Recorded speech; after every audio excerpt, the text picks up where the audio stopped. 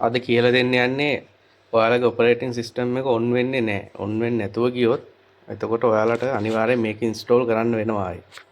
එතකොට ඔයාලගේ data ටික බෑකප් එකක් කරගන්න ලේසි ක්‍රමයක් තමයි අද කියලා දෙන්න යන්නේ.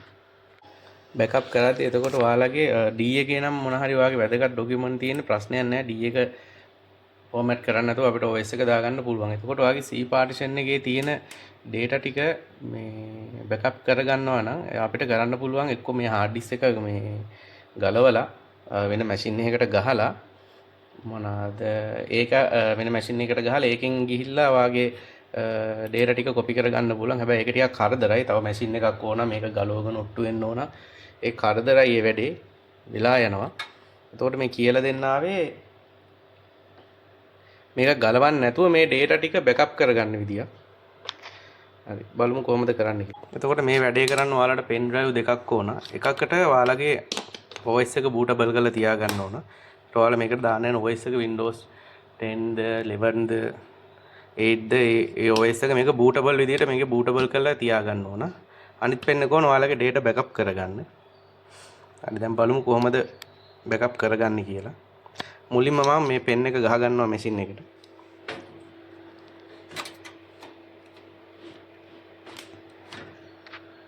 හරි ගහන තියෙන මේ තියෙන මගේ OS එක වැඩ කරන්නේ නැති මැෂින් එක. දැන් මම මේක ඔන් කර ගන්නවා.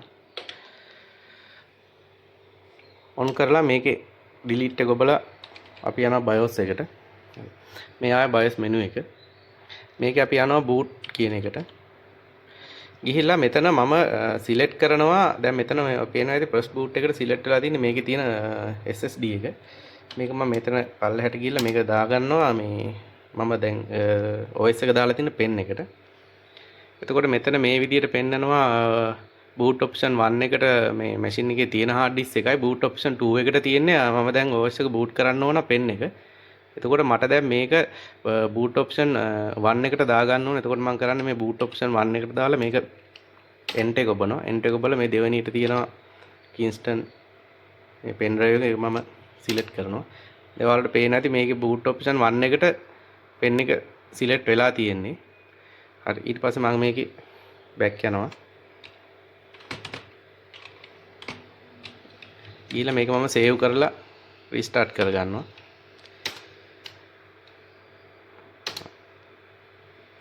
හරි අපි දැන් සේව් කරලා රීස්ටාර්ට් කරාට පස්සේ පෙන් එක බූට් වෙන්න පටන් ගත්තා.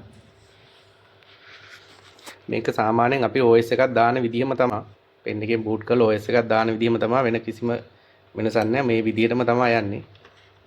මෙතන install Windows දුන්නා.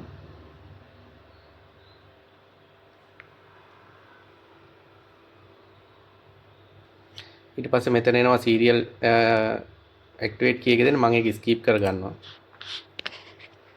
මෙතන ඔයාලට මේකේ බෑකප් එක අරන් ඔයාලා OS එක දානවා නම් මෙතන ඔයාලට ඕන මේ සිස්ටම් එක සිලෙක්ට් කරගන්න. මට මේ ගෝමනාවක් වෙන්නේ නැහැ. මම යන්නේ බෑකප් එක ගන්න විතරයි. මට මේකේ මොකක් සිලෙක්ට් වුණත් ප්‍රශ්නයක් නැහැ. එතකොට මම මෙතන next යනවා.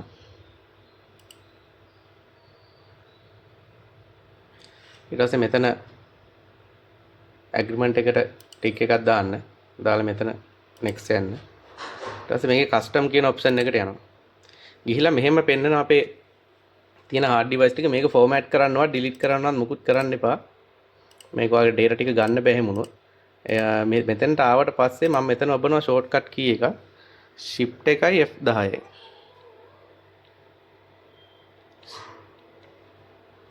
shift එකයි F10 ඔබපුවා මෙන්න මේ වගේ CMD එක open වෙනවා.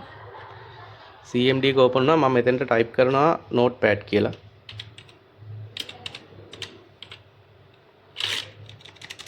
වැරදුනා.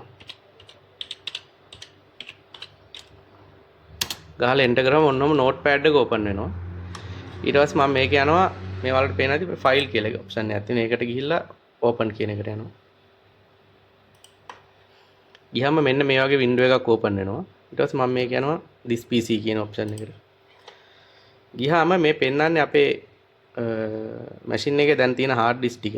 දැන් මට backup කරගන්න ඕන C එක. C එක පෙන්නනවා. ඊට පස්සේ මම කරන්නේ මේ මම කිව්වේ තව පෙන් එකක් ඕන කියලා. ඒ පෙන් එක මම මැෂින් එකට ප්ලග් කරනවා.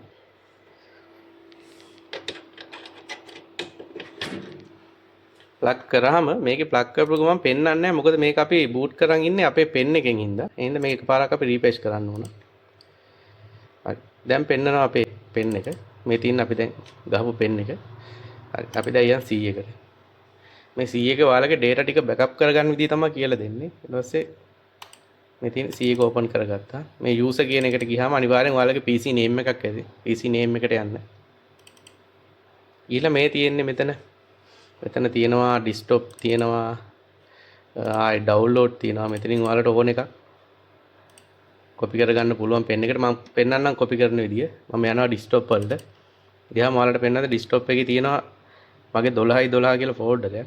desktop එකේ ඔයාලගේ ඔක්කොම පෙන්වන්න නැත්නම් මෙතන බලා ගන්න. මෙතන select වෙලා තියෙන text document විතරයි. මෙතන දාගන්න all file කියන එකට. එතකොට ඔයාලගේ අනිත් ඒවාත් පෙන්නනවා.